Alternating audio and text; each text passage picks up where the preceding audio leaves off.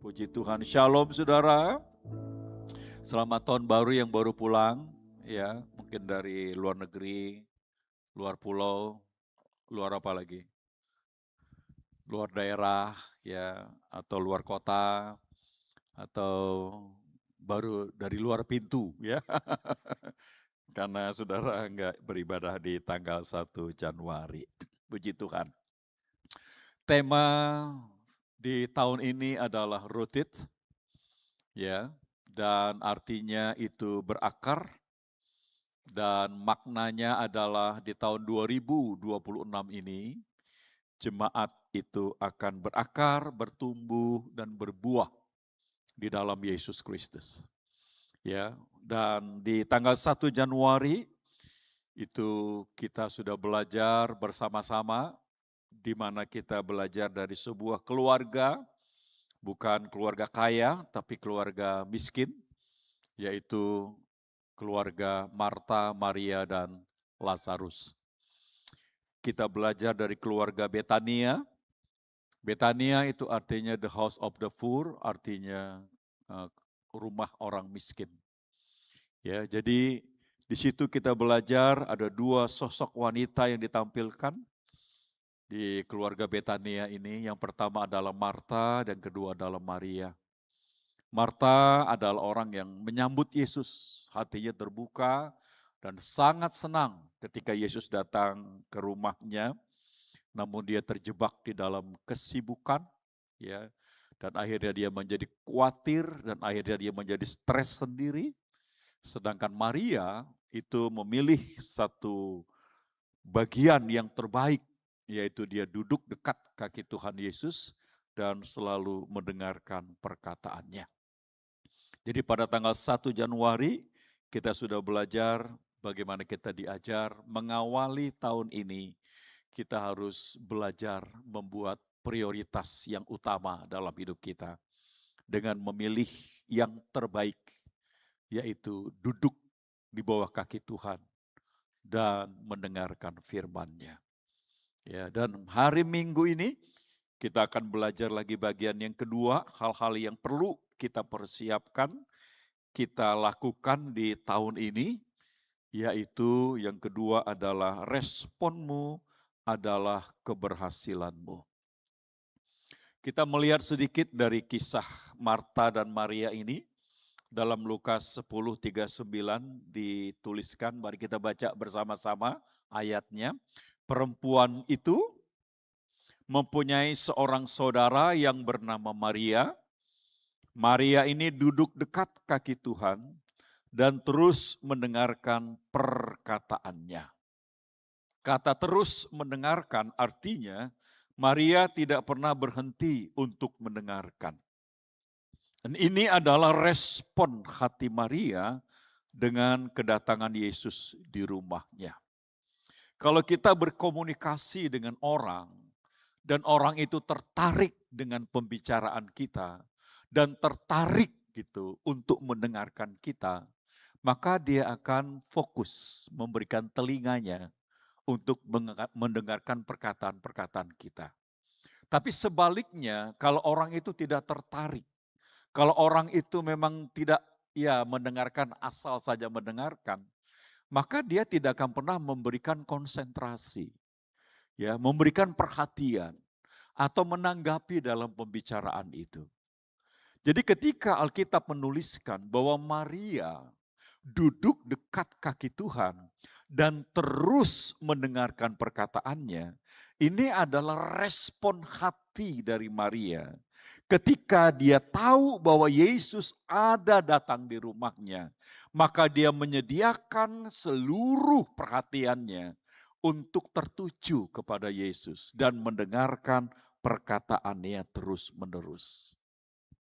Dari peristiwa ini kita mengetahui kehendak Allah bahwa kita harus selalu berespon hangat dengan pribadi Yesus dan perkataannya. Tahun ini hati kita harus hangat. Bilang sama-sama hangat. Ya, kita nggak perlu mendidih atau menyala-nyala dulu, hangat gitu. Ya, hangat menyambut Ya, Yesus dan firman-Nya di tahun ini. Kalau saudara dingin, saudara nggak akan mau mendengarkan. Kalau saudara hangat, saudara akan mendengarkan.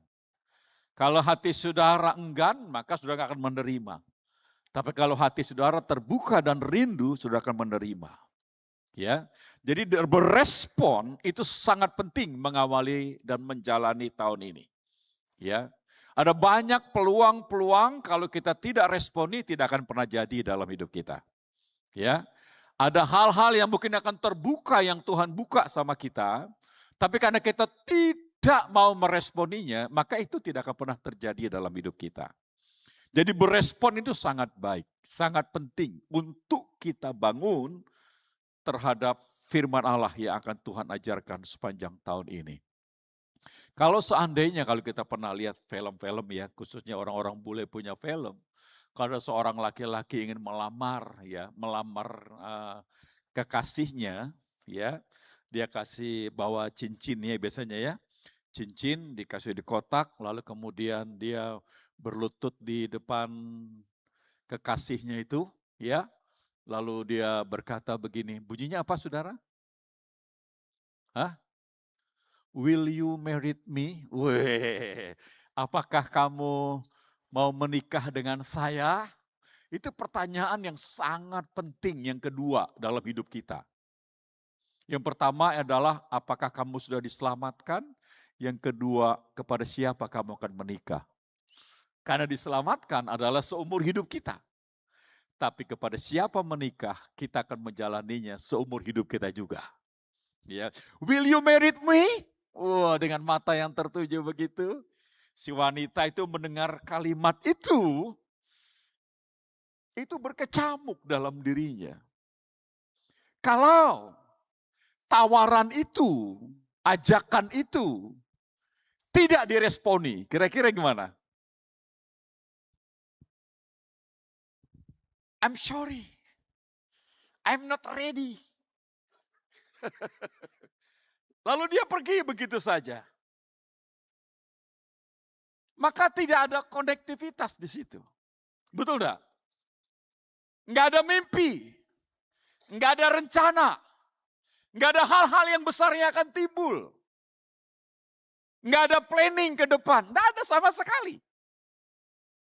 Tapi ketika seorang wanita itu mendengar seorang pria berkata, maukah kamu menikah dengan saya?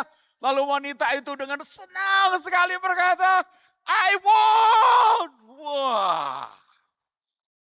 Cincinnya diterima. Pak, begitu diterima. Tak.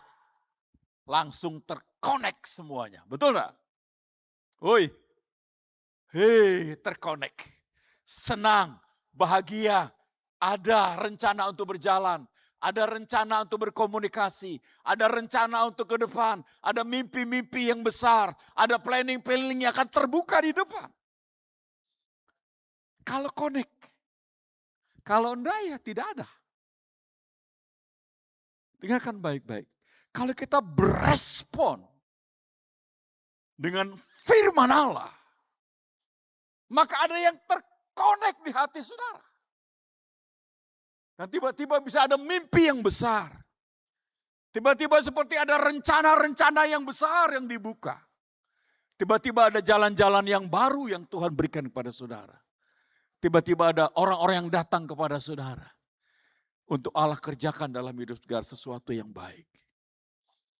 Respon terhadap firman Allah itu sangat penting. Itu sebabnya untuk kita belajar seperti Maria ini, kita belajar dari kehidupan orang-orang Israel.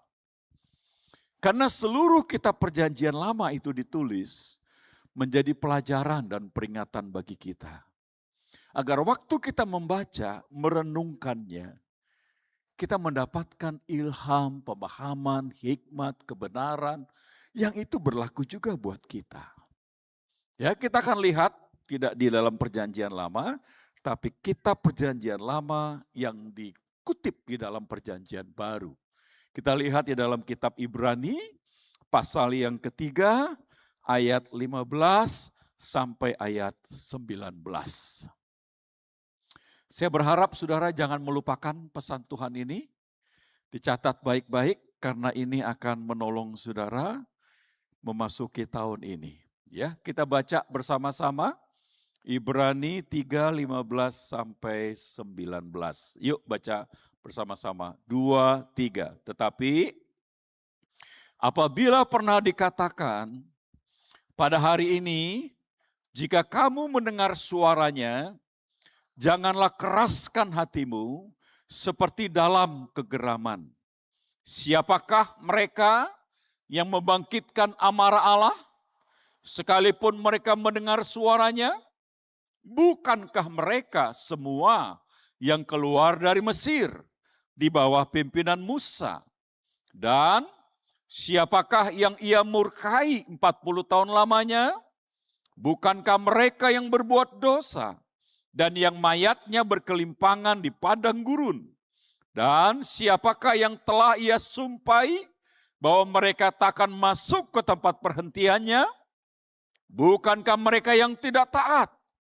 Demikianlah kita lihat bahwa mereka tidak dapat masuk oleh karena ketidakpercayaan mereka.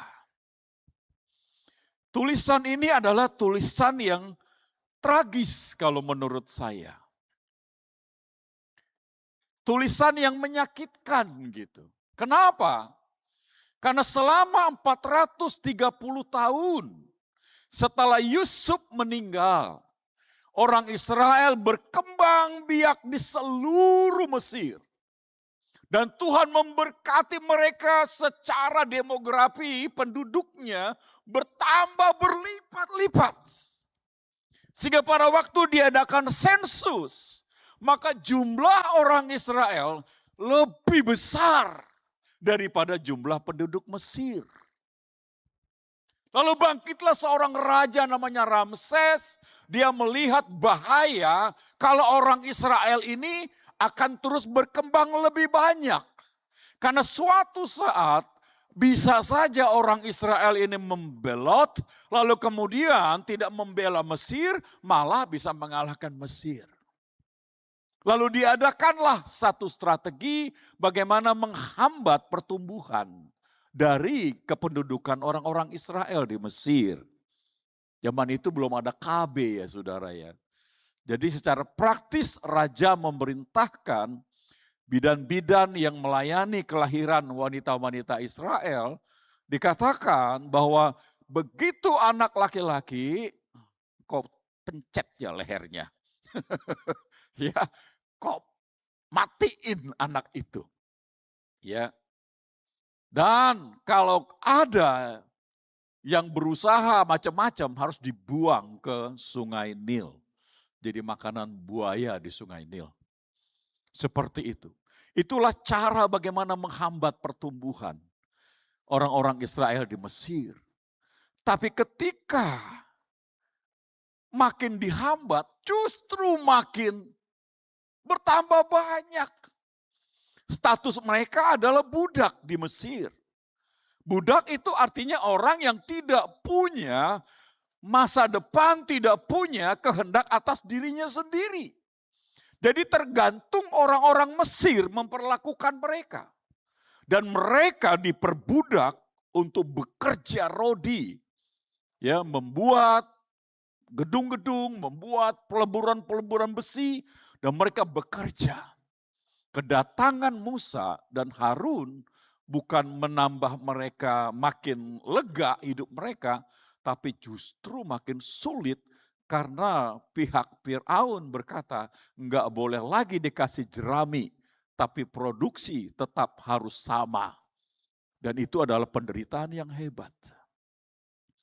Dan mereka di tengah-tengah penderitaan itu mengerang, menangis, berseru kepada Allah Abraham, Ishak dan Yakub nenek moyangnya. Agar mereka dibebaskan dari perbudakan itu. Mereka berseru-seru, mengerang, menjerit kepada Allah. Dan Allah yang penuh dengan belas kasihan datang melihat dan mendengar keadaan mereka. Lalu dia mengutus Musa dan membebaskan mereka dengan cara yang sangat luar biasa. Dengan 10 tulah mereka dibebaskan dari Mesir. Kalau kita di Indonesia, dibebaskan dengan tulah pertama aja, kita pasti bertobat, betul enggak? Tulah pertama apa saudara? Daun menjadi uang. Tulah pertama apa saudara? Air menjadi darah. Kalau tiba-tiba di seluruh Indonesia, hujan darah. Sungai menjadi darah. Air pump kita keluarkan darah. Sumur kita gali darah. Semua darah. Oh pasti orang Indonesia cepat bertobat. Betul enggak? Ampun Tuhan, ampun, ampun. Enggak berani lagi gitu ya. Beda dengan orang Mesir ya saudara ya. Zaman itu darah. Wah mereka pakai cara lagi, darah lagi. Ya sampai 10 tulah. Dan tulah yang terakhir adalah kematian anak sulung. Dan anak manusia maupun hewan. Lalu mereka diusir keluar dari Mesir. 430 tahun lamanya di Mesir. Mereka berseru mengerang, minta tolong kepada Tuhan. Supaya mereka dibebaskan, akhirnya mereka dibebaskan.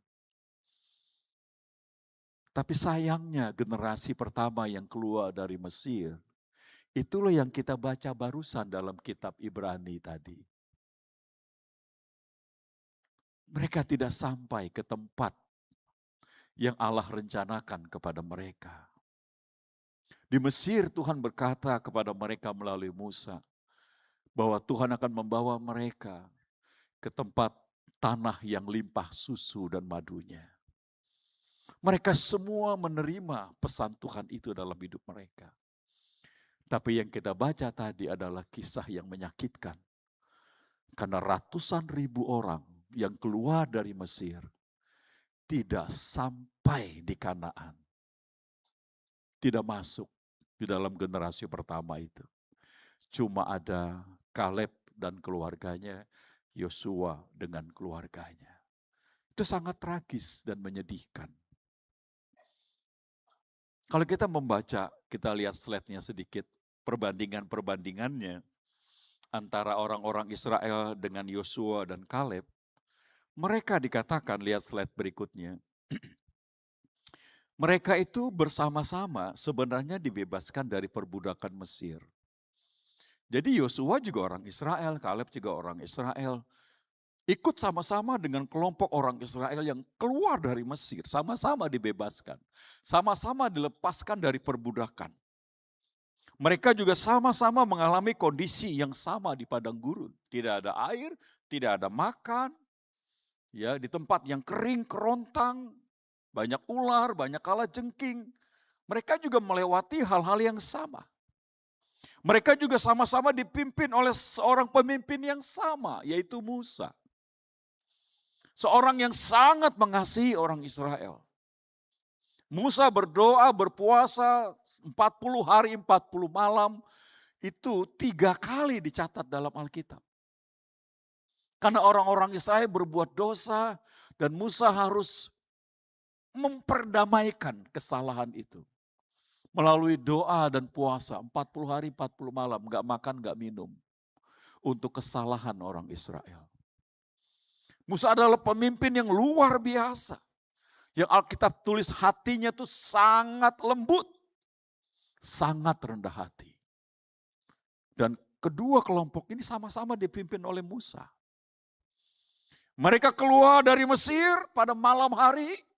Mereka dituntun oleh tiang awan dan tiang api yang menyala pada malam hari dan siang oleh tiang awan. Jadi mereka melihat sama-sama tuntunan Tuhan. Kemana tiang awan, tiang api itu pergi, mereka pergi ke situ. Jadi mereka sama-sama dituntun oleh Tuhan.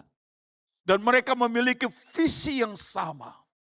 Yaitu tanah yang limpah susu dan madu, yaitu tanah Kanaan. Dan mereka makan dan minum dari sumber yang sama. Kalau kita membaca dalam 1 Korintus pasal 10, mari kita lihat. Ini juga adalah perjalanan orang Israel yang dikutip dalam perjanjian baru. Kita mendapatkan di sini bagaimana orang-orang Israel yang generasi pertama ini dicatat di dalam perjanjian baru. Mari kita lihat, kita baca bersama-sama. Yuk 2, 3, aku mau Supaya kamu mengetahui, saudara-saudara, bahwa nenek moyang kita semua berada di bawah perlindungan awan dan bahwa mereka semua telah melintasi laut untuk menjadi pengikut Musa. Mereka semua telah dibaptis dalam awan dan dalam laut.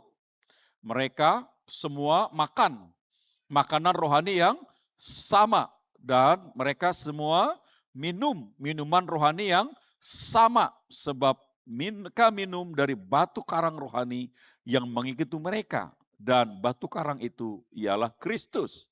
Tetapi sungguh pun demikian, Allah tidak berkenan kepada bagian yang terbesar dari mereka karena mereka ditewaskan di padang gurun. Jadi kalau kita membaca Ibrani maupun 1 Korintus ini, kita menemukan hal-hal yang kok bisa ya? Kok bisa ya gitu ya? Kenapa ya begitu? Kesimpulannya adalah karena bangsa Israel tidak percaya. Karena mereka tidak percaya, mereka melakukan dosa. Mereka melakukan hal yang jahat di mata Tuhan. Mereka melakukan penyembahan berhala, mereka melakukan percabulan, mereka melakukan menggerutu, ya bersungut-sungut, dan mereka mencobai Tuhan. Sedangkan Kaleb dan Yosua ini hidupnya beda. Dan mereka berdua ini itu hidupnya taat, percaya kepada Tuhan. Kalau kita membaca dalam kitab Bilangan pasal yang ke-14, ayat yang ke-24, coba mari kita lihat apa yang dicatat tentang Kaleb ini ya bersama dengan Yosua. Bilangan 14:24. Mari kita baca bersama-sama. Tetapi hambaku Kaleb karena lain jiwa yang ada padanya dan ia mengikut aku dengan sepenuhnya, akan kubawa masuk ke negeri yang telah dimasukinya itu dan keturunannya akan memilikinya. Jadi bedanya apa Kaleb dengan orang-orang Israel yang banyak itu? Bedanya hanya masalah ketidakpercayaan dan percaya. Bedanya bukan masalah tantangan di luar. Bedanya bukan masalah tekanan-tekanan atau penderitaan-penderitaan di luar. Bedanya bukan itu. Tapi bedanya dari sini. Dari dalam.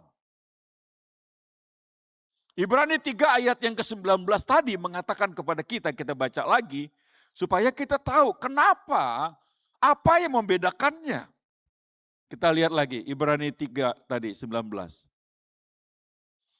Demikianlah, sama-sama baca, kita lihat bahwa mereka tidak dapat masuk oleh karena ketidakpercayaan.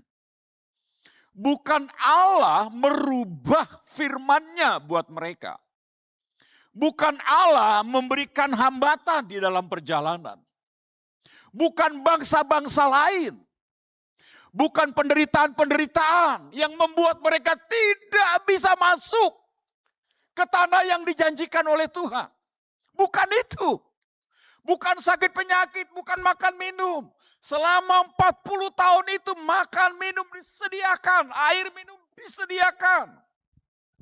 Butuh rasa hangat pada malam hari, ada tiang api. Butuh rasa perlindungan pada siang hari dari panas terik di padang gurun, ada tiang awan. Tapi yang membuat mereka tidak bisa mencapai klimaks dalam tujuan hidup mereka adalah sikap hati mereka.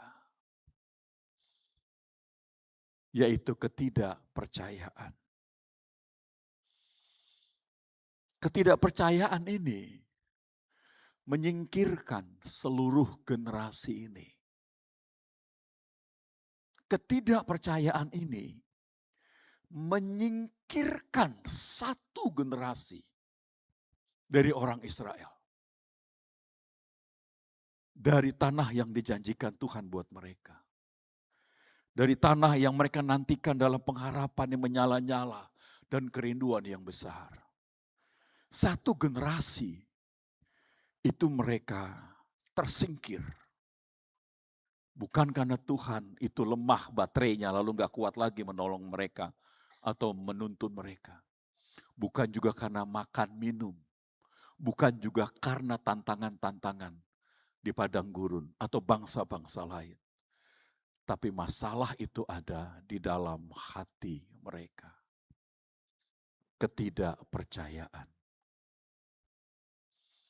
Ini yang kita pelajari di awal tahun ini. Kalau kita ingin mendapatkan hal-hal yang baik tahun ini, ya, hal-hal yang Tuhan sudah siapkan buat kita untuk kita terima, tetap semuanya itu melibatkan hati kita. Kalau hati kita diawali dengan ketidakpercayaan, kemungkinan besar yang kita terima bukan yang terbaik. Kemungkinan besar adalah penderitaan yang baru yang kita akan terima. Ketidakpercayaan ini membinasakan banyak manusia di muka bumi ini. Karena mereka tidak percaya bahwa Allah telah mengaruniakan hidup yang kekal kepada manusia di dalam Yesus Kristus anaknya. Mereka tidak percaya bahwa Yesus datang memberikan zoe, hidup kekal. Dan hidup kekal itu bukan ada di dalam manusia. Manusia tidak punya zoe. Hidup kekal itu ada di dalam hidup di dalam Yesus. Dan mereka tidak percaya. Itu berarti mereka hidup dalam ketidakpercayaan. Dengan sengaja menolak perjalanan mereka sampai ke sorga. Ketidakpercayaan adalah hal yang sangat penting untuk diperhatikan. Karena dosa ini sangat mematikan. Semua dosa itu upahnya maut. Tapi ketika ada ketidakpercayaan, itu mematikan seluruh kehidupan orang itu. Ketidakpercayaan itu menghambat semua orang itu. Ketidakpercayaan itu menjadi penghalang seluruh perjalanan hidup orang itu. Dan dia tidak akan pernah melihat bagaimana Tuhan melakukan sesuatu dalam hidupnya. Ketika penulis Ibrani menuliskan kisah perjalanan orang Israel ini, dia ingin orang-orang Kristen pada waktu itu, waktu membaca, seperti dia mendapatkan sebuah cermin, pembanding gitu. Orang-orang Israel saja yang keluar dari Mesir, mereka sudah berdoa, sudah mengerang, meminta tolong untuk diselamatkan supaya mereka bebas dari Mesir. Dan Tuhan menjawab seruan mereka. Tuhan mengirim seorang pembebas kepada mereka. Dan mereka dibawa keluar dengan cara yang ajaib dan yang luar biasa. Perjalanan itu menjadi perjalanan yang tiap hari penuh dengan mujizat. Penuh dengan kebaikan Allah. Selalu ada firman Allah yang diberikan kepada mereka.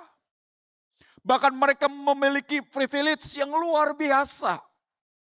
Karena tidak ada bangsa di muka bumi ini yang Allahnya itu mendatangi. Nggak ada kecuali Israel. Nggak ada. Kalau ada satu bangsa berkata, aku percaya kepada Allahku, kepada Tuhanku. Tanya dia, apakah dia pernah datang kepada bangsa itu? Tidak pernah akan ada. Beda dengan Israel.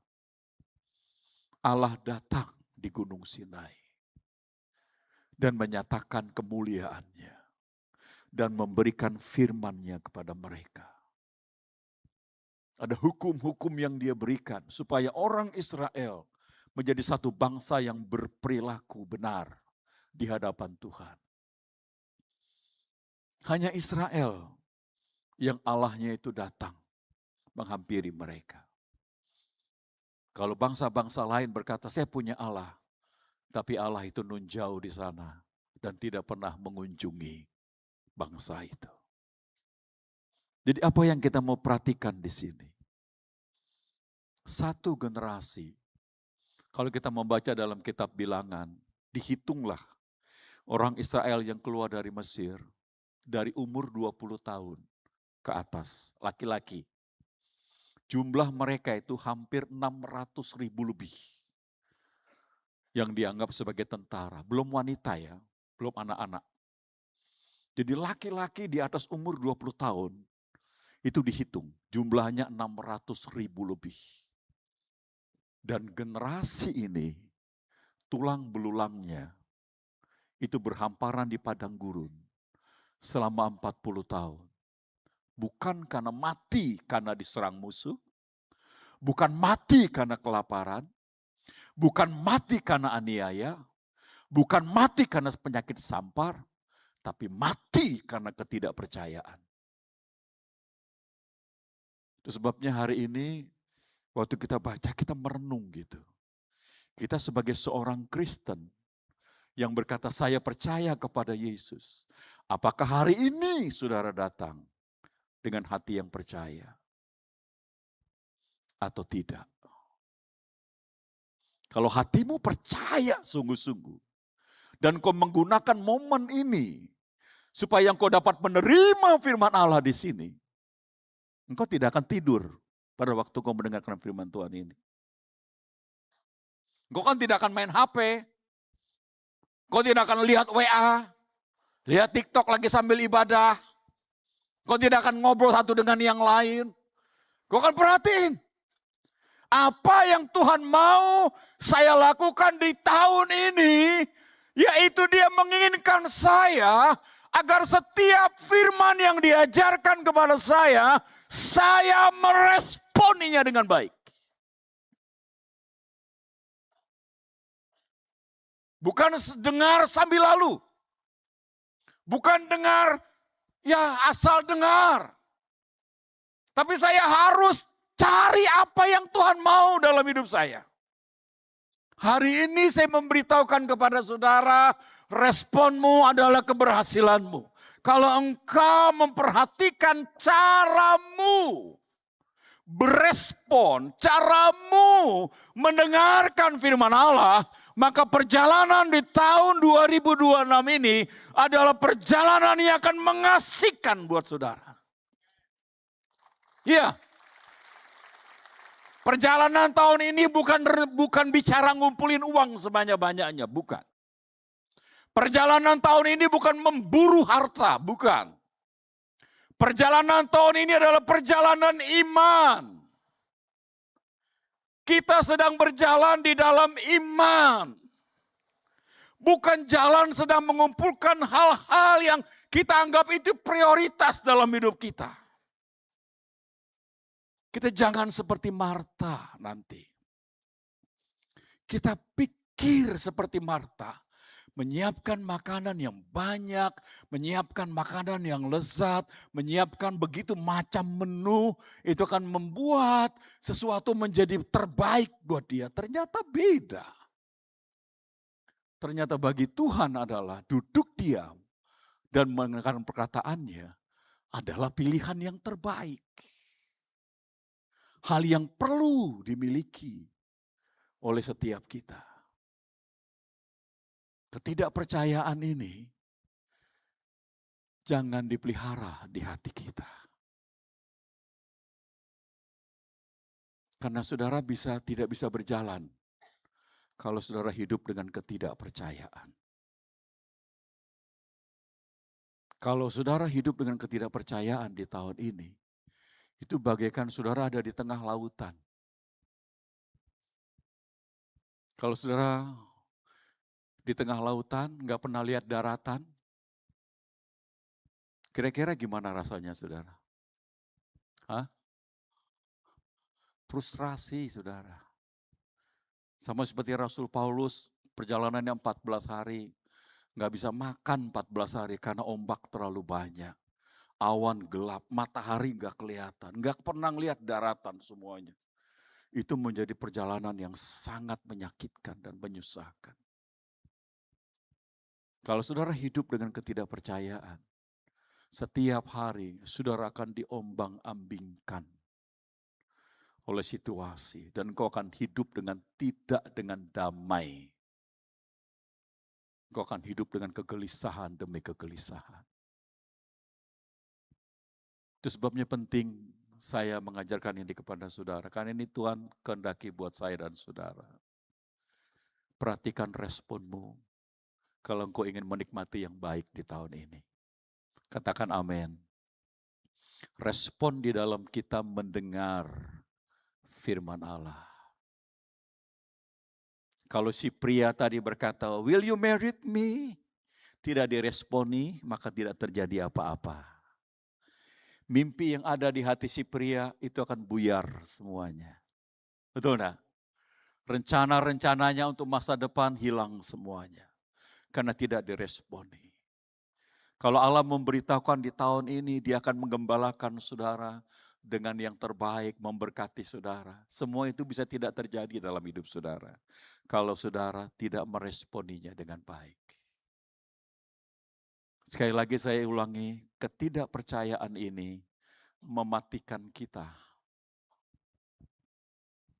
Mematikan kita. Jadi ini mesti dikalahkan, ketidakpercayaan ini. Sebab kalau kita hidup dalam ketidakpercayaan, mungkin kita berkata itu adalah masalah intelektual saya saja yang belum bisa menerima firman Tuhan dalam hidup saya. Tapi saya mau beritahu sama saudara, itu bukan masalah cuma masalah intelektual. Tapi sebenarnya di balik ketidakpercayaan, itu ada akarnya dosa. Dosa akan membawa kita kepada dimensi yang tidak percaya. Dosa akan membawa kita kepada kekerasan hati. Dosa membuat hati kita kering dan menjauh dari Allah. Saudara bisa datang beribadah hari ini, tapi belum tentu hatimu itu memang ingin bertemu dengan Tuhan. Belum tentu. Belum tentu hatimu itu kepengen apa sih yang Tuhan mau bicarakan untuk hidup saya di tahun ini. Kalau engkau rindu dari rumah, kau pasti akan mempersiapkan hatimu. Aku mau tangkap sesuatu yang datang dari Tuhan. Karena itu penting buat hidup saya. Kita melihat apa sebenarnya yang harus kita lakukan ketika menghadapi ketidakpercayaan ini. Solusinya apa? Karena ketidakpercayaan itu ada di sini. Nggak kelihatan. Saudara datang beribadah, mendengarkan firman Allah, nggak ada yang tahu kalau saudara itu berkata, bullshit Pak Pendeta itu. Bullshit apa namanya? Hah? Omong kosong, fake. Bullshit, hamba Tuhan itu. Nggak ada yang tahu tuh. Karena itu di hati saudara. Nggak ada yang lihat. Nggak ada yang tahu kalau hari ini ketika saudara mendengarkan firman Allah, saudara rasanya kepengen pergi aja dari sini. Kursi tempat saudara menjadi panas. Pikiran saudara menjadi, wah, aku pengen pergi dari tempat ini. Nggak ada yang tahu. Engkau mungkin bertahan gara-gara orang di sebelahmu. Ya enggak? Jangan-jangan istrimu, atau suamimu, atau orang tuamu, atau pacarmu, atau teman dekatmu nggak enak. Berangkat satu motor tinggal sendirian nggak enak. Nggak ada yang tahu. Nggak ada yang tahu hati kita. Apakah hati kita tuh berespon atau tidak? Apakah hati kita tuh suka juga atau tidak? Apakah hati kita tuh tertarik atau tidak? Nggak ada yang tahu. Tapi kalau hari demi hari kita hidup dengan ketidakpercayaan, itu mematikan kita. Karena perjalanan orang yang hidup dengan ketidakpercayaan adalah perjalanan yang ujung-ujungnya adalah tanpa iman. Dan itu mematikan kita. Karena Alkitab berkata tanpa iman gak ada seorang pun berkenan di hadapan Allah. Jadi kita harus perhatiin ini gimana caranya supaya kita bisa hati-hati dan waspada dengan ketidakpercayaan ini. Karena dari pelajaran orang Israel keluar dari Mesir 600.000 orang berhamparan mati di padang gurun. Bukan karena penyakit sampar. Bukan karena musuh mengalahkan. Bukan karena tidak ada makanan dan minuman di padang gurun. Tapi karena ketidakpercayaan. Itu mematikan semua mimpi, visi, potensi mereka. Mati semuanya. Saya percaya di tahun ini saudara ingin lebih lagi. Amin. Yang mau boleh angkat tangannya. Yang ngantuk colek kiri kanannya. Lu jangan ngantuk, gila lo. Iya kan? Udah datang-datang ke gereja gini. Kedinginan enggak? Dingin. Masih kedinginan juga ya. Tolong AC-nya. Saya udah melihat dah wajah-wajah kedinginan. Ya, oke. Dingin salah, panas salah ya. Oke, dengarkan baik-baik. Pasti ada caranya untuk menghadapi ketidakpercayaan ini. Pasti ada caranya. Ketika Tuhan mengutip, penulis Ibrani ini mengutip perjanjian lama untuk menjadikan pelajaran bagi orang Kristen pada waktu itu. Pasti ada caranya bagaimana supaya orang Kristen jangan hidup dengan ketidakpercayaan. Ketidakpercayaan akan membuat kita hidup dalam keraguan. Keraguan akan membuat kita hidup seperti kapal di tengah lautan yang tiap hari akan terus bergoncang. Hidup kita ditentukan oleh peristiwa-peristiwa di luar. Jadi peristiwa-peristiwa di luar mendominasi hidup kita. Dan akhirnya kita menjadi orang yang nothing, tidak bisa berbuat apa-apa. Siapa yang mau tahu caranya? Boleh angkat tangannya? Kalau diberitahukan mau melakukannya? Saya tanya lagi, kalau diberitahukan mau melakukannya? Yang keras, biar sorga mendengar. Bukan saya mendengar, tapi sorga mendengar. Kalau diberitahukan, saudara mau melakukannya, saya senang. Karena ini akan menolong kita semua. Apa sih yang Tuhan kasih tahu kalau kita bisa menang untuk mencegah hati kita tidak hidup dalam ketidakpercayaan. Kita kembali ke kitab Ibrani tadi, Ibrani pasal 3. Di situ ada ayat yang memberitahukan kepada kita how-nya, bagaimana caranya supaya kita jangan sampai kita hidup dengan ketidakpercayaan. Kita lihat di ayat yang ke-12, Ibrani 3, ayat 12 dan 13. Yuk kita baca bersama-sama, 2, 3. Waspadalah. Hei saudara-saudara, saudara-saudara ini orang Kristen maksudnya. Supaya di antara kamu, apa saudara? Jangan terdapat seorang yang hatinya jahat dan yang hatinya tidak percaya. Oleh kenapa? Oleh karena ia murtad dari Allah yang hidup. Ayat 13. Tetapi nasihatilah seorang akan yang lain setahun sekali. Sebulan sekali lah. Kalau sempat lah. Kalau ingat lah. Apa yang dibilang? Setiap hari. Selama masih dapat dikatakan hari ini. Supaya jangan ada di antara kamu yang menjadi tegar hatinya. Kenapa? Karena tipu daya dosa. Hal yang pertama, tadi saudara sudah janji ya, kalau diberitahukan saudara mau melakukannya. Amin. Amin. Ingat ya, saya tidak basa-basi ya. Saya tidak basa-basi, saya serius. Saya memberitahukan ini kepada saudara, ketika ketidakpercayaan, benih itu ada di hati kita, itu dosa. Itu akan mematikan kita kalau dibiarkan. Itu sebabnya bagaimana caranya supaya ini ada kita buang, kira-kira begitu. Datang kita buang. Enggak boleh dia ada tinggal di hati kita. Atau kita sama sekali menolak untuk hidup dengan tidak percaya. Maka yang pertama dikatakan, waspadalah. Bilang sama-sama, waspadalah. Bilang kiri kanannya,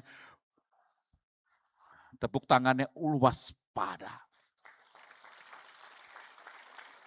Waspada ini bukan slogannya Bang Napi ya. Tapi maksudnya begini, jangan didapati seorang dari antara orang Kristen yang hatinya jahat. Jangan didapati di antara kamu, di antara orang Kristen yang hatinya jahat. Coba lihat hatinya. Ada nggak kejahatan di hati saudara?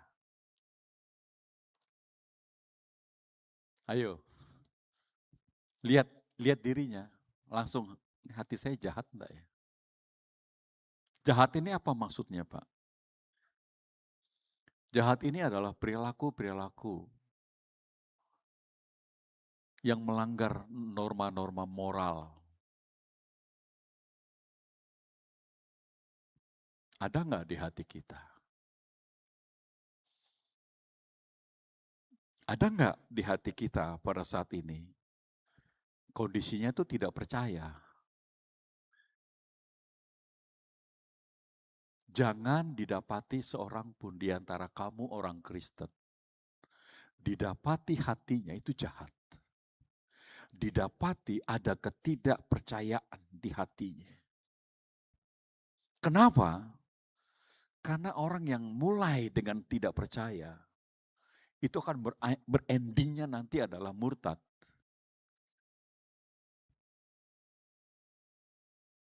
Karena orang tidak percaya itu pasti nggak akan bersekutu dengan Allah, tidak mungkin. Nah coba lihat hatinya. Hari ini saya gimana ya hati saya ya. Jadi kita mempraktekkan firman Tuhan ini. Selagi dikatakan hari ini. Jadi hari ini nih, coba lihat hati kita. Ada nggak ya di hati saya hal-hal yang jahat? Ada nggak ya di hati saya itu hati yang tidak percaya kepada Tuhan dan firman-Nya? Kalau ada, ini berbahaya buat kita. Makanya ditulis waspada, hati-hati. Itu yang pertama. Artinya apa? Setiap hari, bilang sama-sama setiap hari. Saya harus memeriksa hati saya. Saudara masing-masing harus memeriksa hati saudara. Saya nggak bisa datang ke rumah saudara setiap hari. Hehehe, hatimu gimana? Hehehe, hatimu gimana? Nah kalau ada 1.000 orang, yang paling belakang 3 tahun yang lalu ke depan nanti saya datang sampai ke rumahnya. Tiap hari satu kan 350.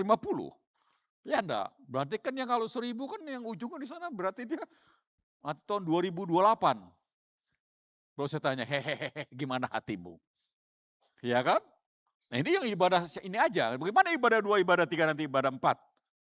Hah? Tahun 2030. Saya masih tanya, hehehe, hatimu gimana? Tuhan kasih tahu, perhatikan hatimu setiap hari. Ada enggak kejahatan di hati kamu? Ada enggak benih ketidakpercayaan itu? Engkau menghadapi masalah, tapi responmu tidak percaya. Berarti itu ada benih di dalam diri kamu. Benih ketidakpercayaan. Cabut. Akui di hadapan Tuhan. Tuhan ampuni saya. Ternyata di dalam hati saya, pikiran saya, ada ketidakpercayaan. Ampuni saya Tuhan. Ganti, minta sama Tuhan. Tuhan berikan saya hati yang percaya kepada Tuhan. Tiap hari. Mau melakukannya? Hoi, mau melakukannya? Ingat ya, udah angkat tangan tadi ya.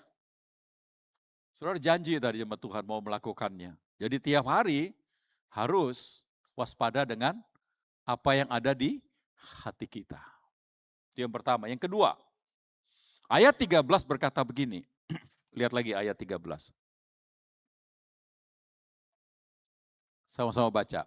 Tetapi nasihatilah seorang akan yang lain setiap hari. Bagaimana caranya melawan ketidakpercayaan ini? Yang pertama adalah hati kita tiap hari kita periksa. Yang kedua, nasihatilah di antara orang Kristen satu dengan yang lain setiap hari.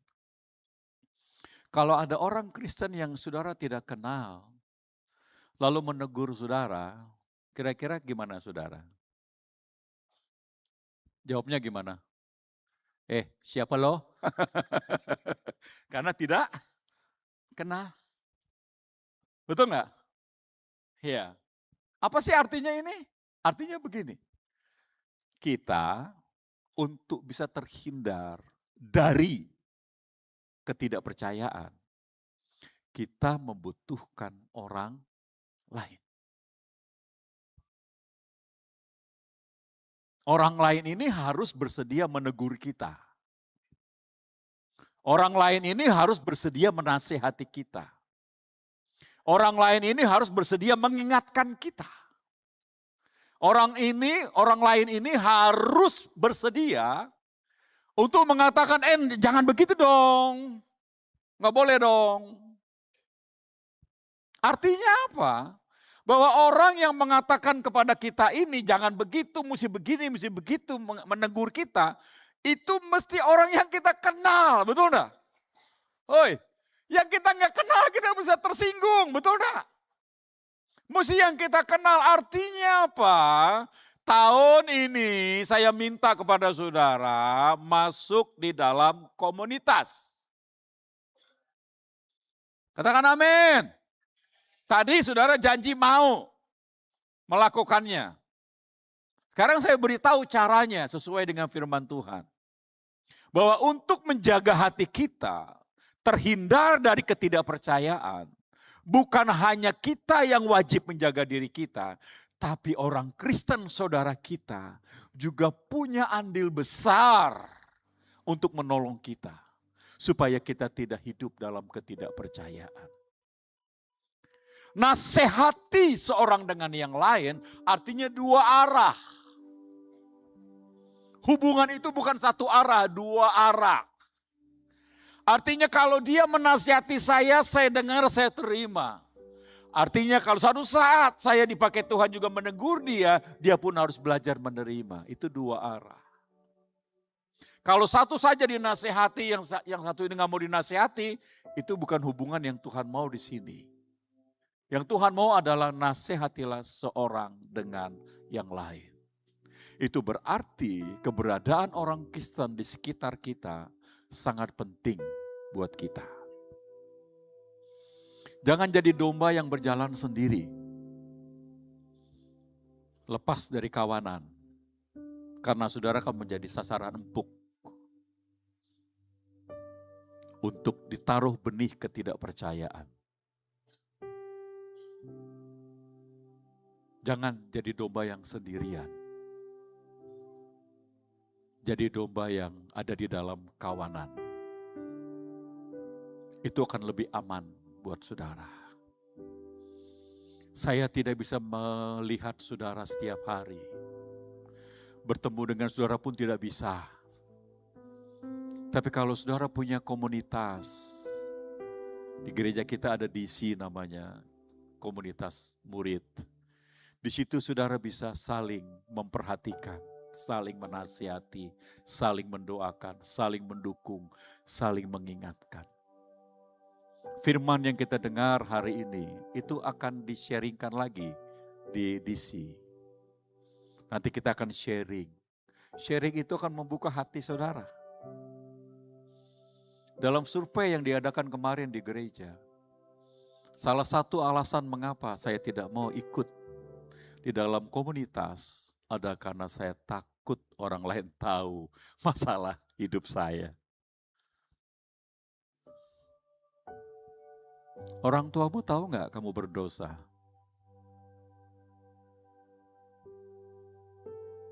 Enggak kan? Gurumu tahu nggak bahwa kamu berbuat dosa? Enggak kan? Bahkan jangan-jangan teman sebelah gerejamu juga tidak tahu bahwa kamu hidup dalam dosa. Enggak ada yang tahu kan? Memang sifat dosa adalah menyembunyikan diri. Adam dan Hawa ketika berbuat dosa juga lari dari hadapan Tuhan. Betul enggak? Bersembunyi di pohon yang berakar tinggi. Dam, di mana kau, Dam? Gitu ya, pura-pura nggak dengar. Memang lagi main petak umpet? Enggak. Lagi sedang diminta pertanggungan jawab. Di mana kamu? Dosa itu memang sifatnya menyembunyikan diri. Karena dosa itu malu. Betul enggak? Oi, ada nggak di sini yang kemarin baru berzina bersaksi, puji Tuhan saya kemarin berzina dengan luar biasa. Ada nggak begitu? Nggak ada. Ada nggak yang kemarin lagi nipu pelanggan atau ngambil uang orang lain lalu berkata, puji Tuhan hari ini saya berhasil mendapatkan uang dengan cara menipu. Ada nggak ya begitu? Nggak ada. Mana ada yang mau bersaksi? Karena dosa itu sifatnya sembunyi. Kalau engkau tidak mau masuk komunitas karena takut, karena ketahuan dosamu, lalu siapa yang menolong engkau? Siapa yang bisa membantu kamu keluar dari situ? Udahlah, jangan belagu-belagu lah. Kita semua orangnya cacat karena dosa. Betul? Hanya bedanya aja loh, warna hitam, ini abu-abu. Ya, cuma beda jenis dosanya, tapi semua itu cacat karena dosa. Semua itu keturunan Adam tuh cacat karena dosa. Tahu gitu, ya memang udah salah gitu, gimana lagi. Ya, mengakui aja, ya salah gitu. Tapi yang penting adalah kita mau dibangun dan diperbaharui. Itu yang penting. Jadi saya berharap di tahun ini, visi rutit itu, saudara berakar, bertumbuh, berbuah. Saudara mengerti ini. Saya harus memenangkan tahun ini bersama dengan Tuhan. Yaitu hidup dengan hati yang percaya. Ketidakpercayaan itu berhubungan dengan hati saya. Tapi ketidakpercayaan juga dapat ditolong oleh keberadaan saudara seiman yang lain. Jadi kasih salam satu dengan yang lain.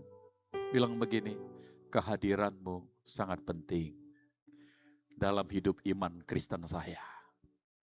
Ayo salaman, jangan diam-diam lagi marahan ya. Hah?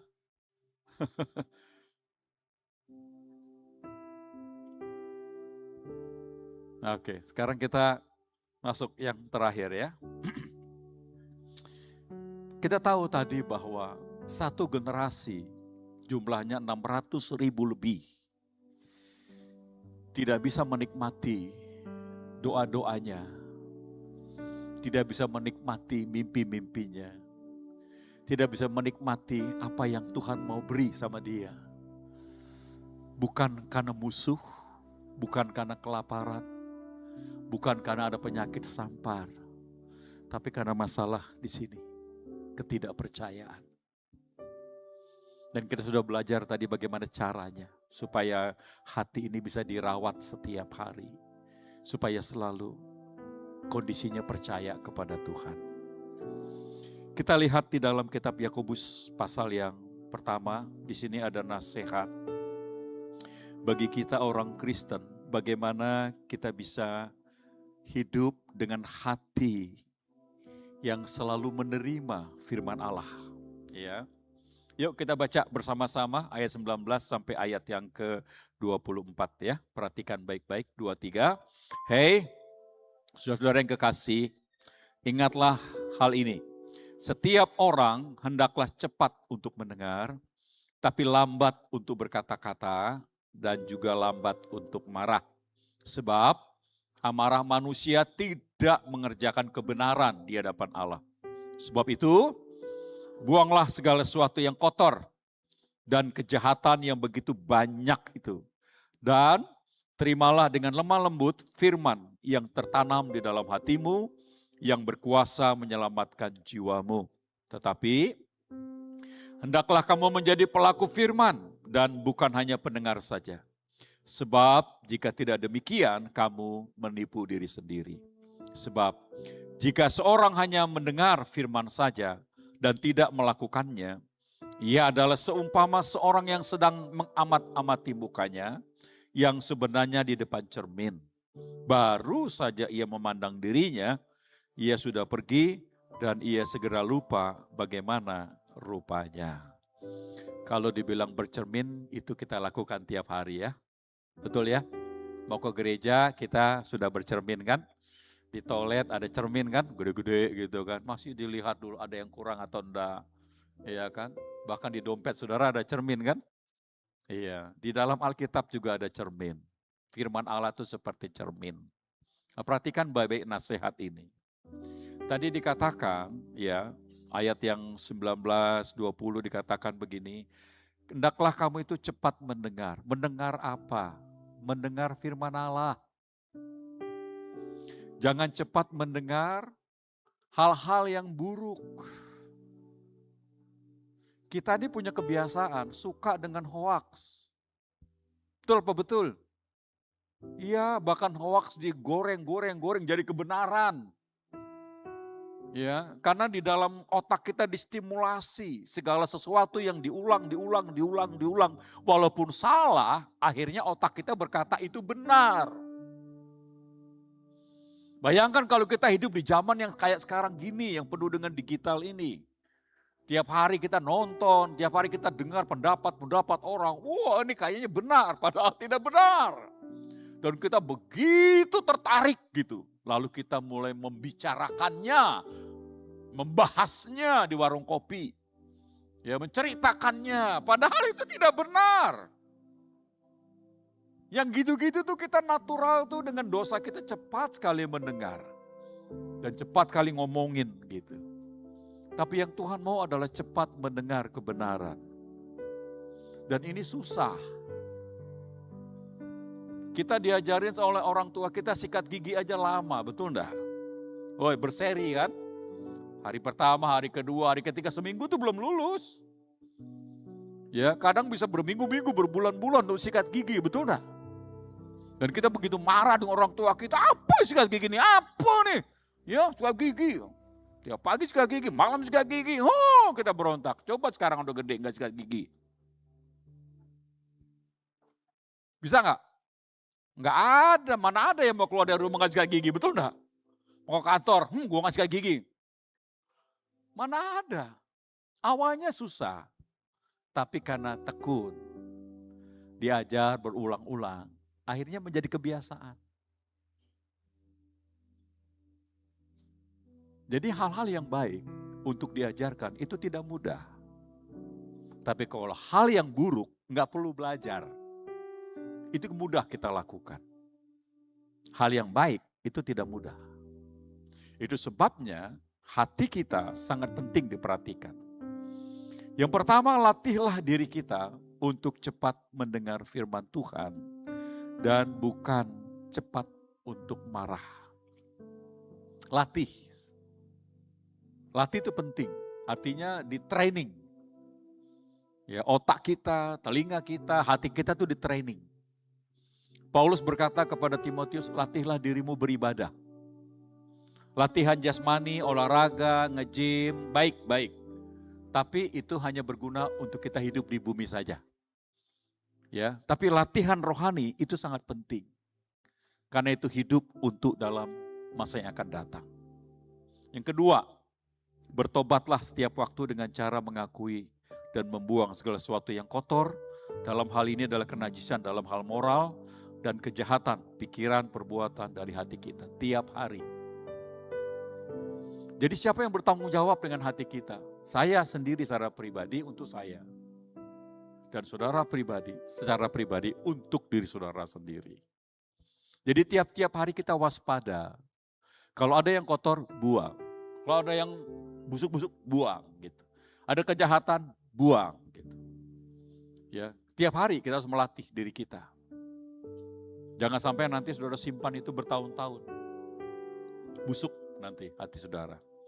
Yang ketiga, mintalah darah Yesus menyucikan hati kita dan melembutkan hati kita supaya selalu terbuka menerima firman Tuhan. Kalau kita berbuat dosa, saya mau beritahu nih ya, kalau kita berbuat dosa, awalnya mungkin biasa saja.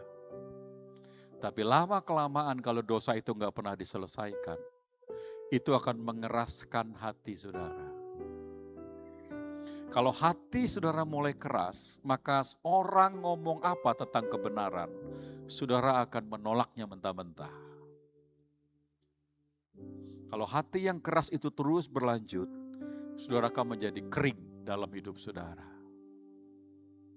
Jadi kalau saudara nggak punya gairah lagi untuk beribadah, membaca Alkitab, merenungkan firman Tuhan, itu kondisi hati yang berbahaya buat saudara. Karena saudara itu menjadi sasaran empuk untuk diserang dalam hidup saudara. Masih baca Alkitab enggak? Oi, baca Alkitab. Hari ini kitab apa ya? Oi, baru dikasih tahu suruh download kemarin. Hah? Kitab Kejadian. Ya, udah lewat Nuh ya, keluar dari kapal kan? Udah keluar. Jangan sampai bersembunyi dalam kapal Nuh. Ya, baca Alkitab hanya sampai Kejadian pasal 6. Setelah itu nggak keluar-keluar, asik Pak di kapal Nuh. Keluar dari kapal Nuh. Baca lagi dalam Alkitab, ikut lagi perjalanan iman Abraham. Ya. Jadi kalau saudara baca Alkitab, ini caranya begini, simpel saja. Saya pun baca Alkitab tiap hari. Kalau saya bacanya 2 atau 3 kali baca sambil bersuara. Ya. Lalu saya bertanya sama diri saya, Tuhan, saya sudah baca pasal ini, apa sih sebenarnya yang saya bisa dapatkan kebenarannya di sini? Itu yang pertama, kebenaran apa yang Alkitab itu sedang bicarakan kepada saya waktu saya baca Alkitab. Yang kedua, kebenaran ini apa sih yang Tuhan mau untuk saya lakukan dalam hidup saya? Saya meresponinya. Jadi kalau kita baca Alkitab setiap hari, kita lalu bertanya, Tuhan, dari kisah yang saya baca ini, apa sebenarnya kebenaran yang Tuhan ingin mau sampaikan kepada saya? Yang kedua, respon apa yang harus saya lakukan ketika saya tahu kebenaran itu? Apakah itu mengucap syukur? Apakah itu bertobat? Apakah itu membuka hati untuk dibaharui? Atau apa saja? Jadi kalau setiap hari saudara baca Alkitab dan merenungkannya, tiap hari saudara sedang merawat iman saudara. Tiap hari. Itu akan menolong kita untuk tidak hidup dalam ketidakpercayaan. Baca Alkitab ya. Oi, jangan sombong saudara. Saya nggak mau dengar lagi, aduh kita nggak punya waktu Pak baca Alkitab. Kenapa? Sibuk sekali. Ya. Usaha, toko, ramai, penjualan ramai. Wah sampai saya pun tidurnya nggak bisa. Uang berhamparan itu. Ya di kotak uang sampai ke lantai-lantai. Ya kan. Saking banyaknya. Boleh untung? Boleh. Tapi jangan seperti Marta ya. Nggak punya waktu ya untuk memilih yang terutama. Pikirannya harus dibalik. Karena saya diberkati dengan banyak, saya harus membangun kehidupan rohani saya dengan baik. Kalau tidak, berkat ini akan merusak saya dan menghancurkan saya. Karena tahun ini Tuhan akan berkati saya dengan usaha-usaha yang baru, bisnis-bisnis yang baru, terobosan-terobosan yang baru. Saya harus mempersiapkan diri saya dengan baik. Supaya semua yang Tuhan buka buat saya tidak mematikan saya. Tapi justru saya mengelola dengan baik. Supaya saya berbuah bagi Tuhan. Pikirannya dibalik. Nggak boleh ada alasan sibuk, nggak boleh. Ya, justru karena kesibukan itulah saudara harus mempersiapkan diri dengan baik. Saya nggak mau nanti kebanyakan orang konseling di tahun ini stres. Khawatir, bimbang, takut. Kenapa? Itu berarti saudara dengar tidak melakukan apa yang diajarkan. Oke, yang terakhir. Jagalah hati saudara setiap hari untuk menjadi wadah Tuhan berkarya. Hati kita ya, masing-masing ya, tanya sama diri, apakah hari ini ada yang jahat di hati saya? Apakah hari ini ada ketidakpercayaan di hati saya? Kalau ada, akui, bertobat. Dan minta darah Yesus menyucikan hati kita, dan minta Roh Kudus menolong kita, supaya kita menjaga hati kita selalu murni dan bersih di hadapan Tuhan.